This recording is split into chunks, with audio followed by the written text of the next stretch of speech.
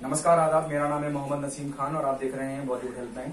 हम सबको पता है कि सुशांत सिंह राजपूत का केस सुप्रीम कोर्ट में लड़ा जा रहा है और जितने भी पक्ष हैं सब मौजूद रहे हैं। 11 तारीख को इस पूरे मसले को लेकर सभी पक्षों के वकीलों ने अपनी अपनी दलीलें रखी। अब जो रिसेंट डेवलपमेंट इसमें आ रहा है, जैसे कि आप सबको पता है कि जस्टिस रॉय जो है, जज जो है उस पूरे केस के, उन्होंने सबसे कहा था, हर पक्ष से कहा था कि अपने अपने नोट वो न्यायालय के समक्ष रखें और सबने अपने अपने नोट सबमिट करें। सुबह मनिंदर सिंह जो राज्य सरकार को, बिहार की राज्य सरकार को रिप्रेजेंट कर रहे हैं, उन्होंने अपना नोट सबमिट किया।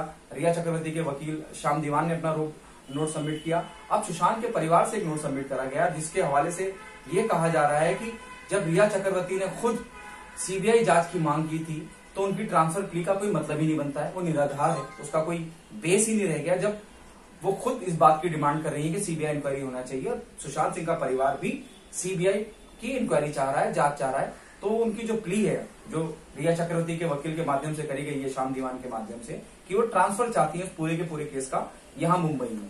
ट्रांसफर प्ली जो उन्होंने करी है, सुशांत सिंह राजपूत के जो परिवार है उनका कहना है कि ये ट्रांसफर प्ली ही निराधार है।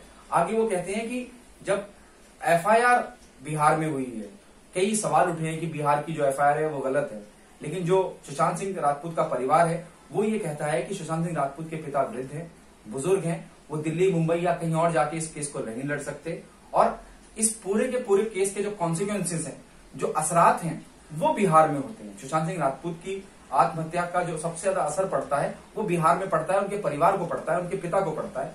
इसलिए जो एफआईआर बिहार में कराई गई है वो बिल्कुल जायज है, वैलिड है और इसीलिए उस पूरे के पूरे केस की कार्रवाई, इस पूरे के पूरे केस की कार्रवाई बिहार में करी जाए, ना कि मुंबई में। और ट्रांसफर प्ली का तो उन्होंने कह ही दिया कि वो बेसलेस है, निराधार है। जब आप खुद सीबीआई जांच की डिमांड कर रहे हैं और उसके बाद आप ट्रांसफर की प्ली डालते हैं तो ये दोनों बातें आपस में मिलती नहीं है। ये सुशांत सिंह के परिवार का कहना है। फिलहाल के लिए सुशांत सिंह राजपूत के केस में ये डेवलपमेंट और ये अपडेट है। बाकी अपडेट के लिए देखते रहिए बॉलीवुड हेल्पलाइन। तब तक के लिए अलविदा।